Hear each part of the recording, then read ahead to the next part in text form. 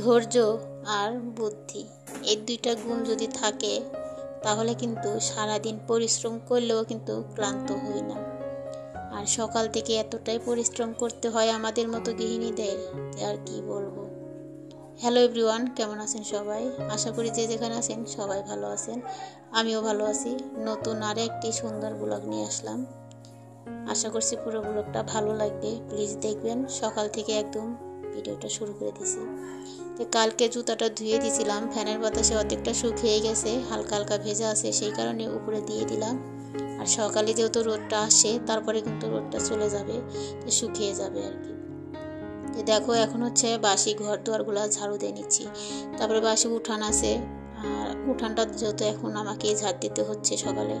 আর আমার আগে না ঘুটুনের মা ওঠে, কিন্তু ঘুটুনের মা তো নেই। ঘুটুনের মা ওঠে যেহেতু, উনি সকালে উঠানটা ঝাড়ু দিয়ে দেয়।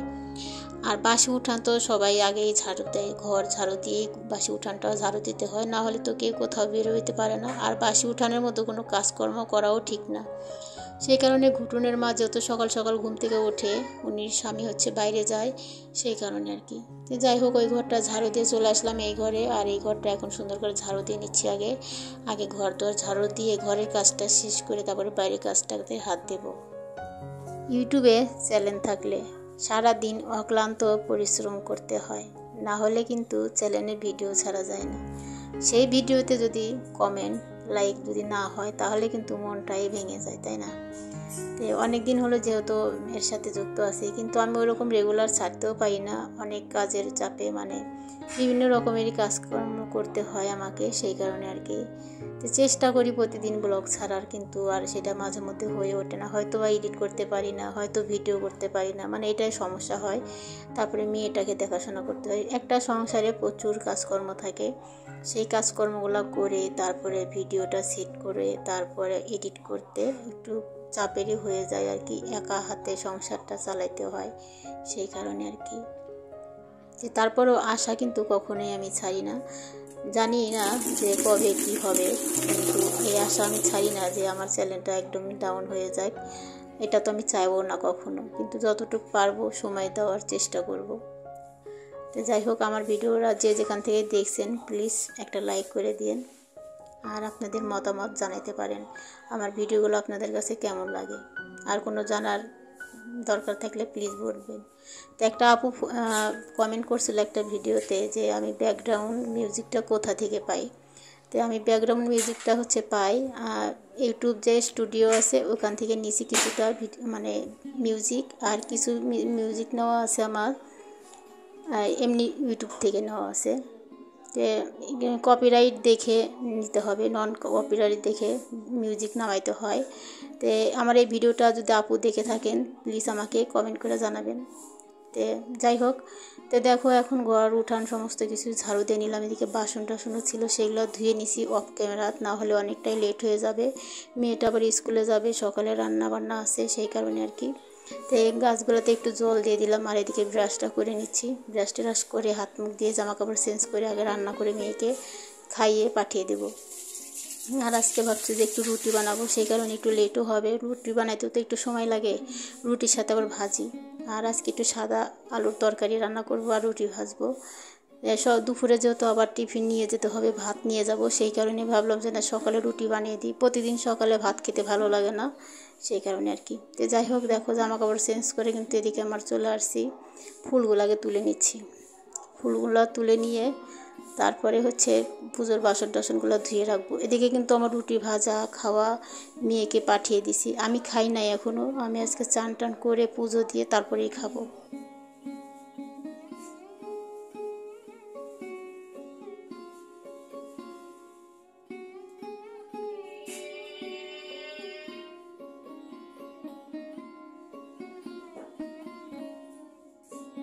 বাসার উপর তরকারি আলা আসছে, সেই ডাকছে আর কি। তো যাই হোক, সাউন্ডটা যেহেতু বন্ধ করা হয়েছিল না আর কি। তো দেখো এদিকে হচ্ছে আমি জামা কাপড় ধুতে আসলাম। সকালের যে বাসি কাপড় চোপড় মানে ছেড়ে রাখছিলাম সেগুলো এখন ধুয়ে মেলে দিব, না হলে তো শুকাবে না, সেই কারণে আগে এগুলা ধুয়ে মেলে দিয়ে নিই। তারপরে ঘর দুয়ারের কাজ আছে, ঘরের কাজটা আগে করব। আর সকালে যেহেতু নাস্তাটা বানানো হয়েছে সেই কারণে আর কোনো টেনশন নেই। আর দুপুরের রান্না একটু পরেই করব আর কি।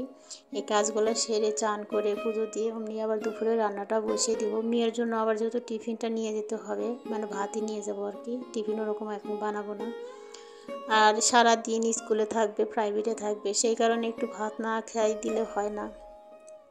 আর টিফিন এটা সেটা দেই, তখন কিন্তু ওটা খেয়ে কিন্তু পেট ভরে না, আর শরীরটা খারাপ হয়ে যাবে, সেই কারণে আর কি কষ্ট হলেও দুবার করে যাই আমি। আমার বাসায় থেকে কিন্তু স্কুলটা একদম কাছেও না, অনেকটাই দূরে। রিক্সায় উঠলে 10 টাকা ভাড়া নেয়, কিন্তু তারপরে হচ্ছে কয়বারই মানে রিক্সায় উঠবো, হেঁটেই যাই আর কি। যখন বেশি প্রয়োজন হয় তখন রিক্সায় করে যাই। তো যাই হোক, দেখো এই ঘরে চলে আসলাম, রান্নাঘরে। আর বাসন টাসন যে ধোয়া ছিল সেগুলো এখন গুছিয়ে রেখে দিলাম। আর দিয়ে এই তো মানে এখন চা বানাইছি। সকালে চা বানাইছিলাম না, সকালে যেহেতু তাড়াতাড়ি করে রান্নাটা করে দিছি, আর ও তো ঘুম থেকে উঠছিল না, সেই কারণে আর কি। এখন চা বানিয়ে দুজন আগে একটু চা খেয়ে নেব, চা খেয়ে তারপরে কাজে লেগে পড়বো। চা খেলে শরীরে এনার্জিটাই বেড়ে যায়। আর তারপরেই তো এখন ঘরের কাজগুলোতে হাত দিব। একটু একটু করে কাজগুলো করলে অনেকগুলো কাজ থাকে, একটার পর একটা যদি মনের থেকে সিরিয়াল করে রাখি তাহলে কিন্তু কাজগুলো করতে বেশি একটাও সময় লাগে না। কাজগুলো কিন্তু তাড়াতাড়ি করেই সেরে নিছি আমি। আর আজকে একটু দুপুরের দিকে যাব কীর্তনে। আর আমাদের এখানে আজকে যেহেতু গোষ্ঠ, গুপি গোষ্ঠ আজকে, সেইখানেই যাব। সেই কারণে তাড়াতাড়ি করে কাজ করা সেরে নিচ্ছি, তারপরে যাব মেয়ের স্কুলে, মেয়েকে খাইয়ে দিয়ে এসে তারপরে যাব আর কি। তো যাই হোক, দেখো পুরো ভিডিওটার সঙ্গে থাকো। সারাটা দিন কতটাই পরিশ্রম করতে হয়, তাই না? একটা মা কিন্তু সমস্ত কিছুই পারে, তাই না?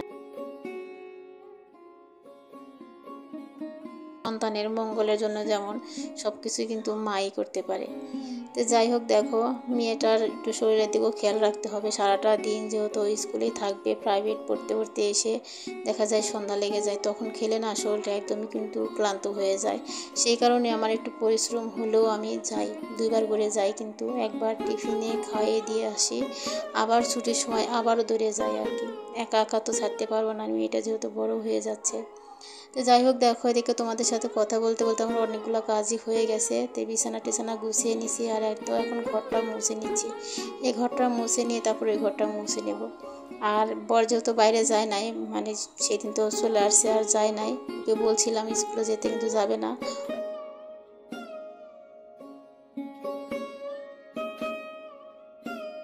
দেখো এই তো এখন ঘরটা মুছে নিলাম, নিয়ে এখন ওই ঘরটা মুছে নিয়ে তারপরে চানটা করে নেব। এদিকে পুজোর বাসনগুলো রয়েছে, সেগুলো ধুতে হবে। এগুলো গুছিয়ে রেখে তারপরে চান টান করে পুজো দিতে একটু সুবিধা হবে।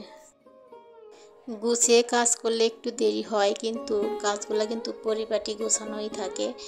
আর একটু দেরি হোক, কিন্তু চোখের একটা শান্তির ব্যাপার আছে, সৌন্দর্যের ব্যাপার আছে। যার যার রুচি মতো সে সেই কাজকর্ম করে। তো আমার যেটা ভালো লাগে আমি সেই রকম করে এই কাজগুলো করি একটু একটু করে। তো আমার একটু দেরি হয় কাজ করতে, কিন্তু তারপরেও কাজগুলো যেন ভালো হয়, পরিপাটি থাকে, সেই রকমই চিন্তা ভাবনা করেই কিন্তু কাজগুলো করি আর কি। তারপরে অতটাও কিন্তু লেজি না যে একটা কাজ করতে অনেকটা সময় লাগে, তা কিন্তু না। তো যাই হোক, আমার কাছে তো মনে হয় আমি তাড়াতাড়ি কাজ করি। দেখো এই তো ঘর দর মুছে চলে আসলাম, বাইরেটা এখন মুছে নেব। আর আজকে তো উঠানটা ধুবো না, কালকে ধুয়ে দিয়েছিলাম। প্রতিদিন উঠান ধোয়া যাবে না, তাহলে এমনি যেমন শ্যাওলাটা পড়ে, আবার উঠানটা একটু শুকাইতেও সমস্যা হয়। ওই 2-3 দিন পর পর বেশি যখন নোংরা হয়ে যায় তখন উঠানটা ধুয়ে দিই। কালকে তো উঠানটা ধুয়েছিলাম তো, আর আজকে ধুলাম না, আজকে সামনেটা একটু মুছে নিচ্ছি। আর এ তো ঘর দর মোছা কমপ্লিট হয়ে গেছে। আর এখন হচ্ছে আমি পুজোর বাসনগুলো আগে ধুয়ে রাখবো। ফুলটা যেহেতু তুলে রাখছি, আর এই পূজার এই জায়গাটা মুছে থাল বাসনগুলো ধুয়ে রাখলে না পরে কিন্তু মানে তাড়াতাড়ি হয়ে যাবে আর কি। তারপরে চান করে পুজোটা দিতে পারবো। একা বাসায় কাজগুলো করলে কিন্তু মানে যেরকম করেই আমি কাজগুলো করব সেরকমই থাকবে একার কাজ। আর যদি দুজন হয়ে যায় তখন কিন্তু কাজগুলো কিন্তু একটু উল্টাপাল্টা হয়ে যায়। আমাদের যেহেতু রান্নাঘরটা একসাথে, মানে সমস্ত কিছুই একসাথে, সেই কারণে একটু সমস্যা হয়। কিন্তু তারপরে বাসাটা অনেকটাই বড়, আমার হচ্ছে একা একা থাকা খুবই কষ্ট, সেই কারণেই ভাড়া দেওয়া। তো দেখো এই তো চান টান করে চলে আসলাম। আর এই তো পুজোটাও দিয়ে নিছি। পুজোর কাজটা হয়ে গেছে, আগেই দিছি। সিঁদুরটার পরে এমনি তাড়াহুড়া করে পূজাটা দিয়ে দিছি। আর একে ক্ষুধাও লেগে গেছে অনেকটা, আর এখন কিন্তু অনেকটাই বেলা হয়ে গেছে, 11:30টার মতো বেজে গেছে। তারপরে আমি আবার রান্না করব, মেয়ের জন্য নিয়ে যাব আর কি। তো একটু সিঁদুরটা আগে পরে নিচ্ছি, পরে তারপরে খাবো। খুবই ক্ষুধা লাগছে, সেই কারণে আর কি তাড়াতাড়ি করেই পূজাটা দিয়ে নিছি আর কি। তো এখন একটু খেয়ে দিয়ে তারপরে রান্না করতে চলে যাব। আর আজকে রান্না করব বাটা মাছ। তো বাটা মাছ নিয়ে আসলো সেদিন, মানে যেদিন ফিরে চলে আসলো সেদিন আসার সময় বাটা মাছ নিয়ে আসছিলো আর কেটে রাখছিলাম। এই তো সেই মাছই আজকে রান্না করব।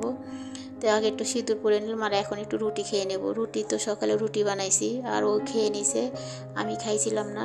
আর এখন খেয়ে নেব আর কি, খেয়ে নিয়ে তারপর রান্না করতে চলে যাব।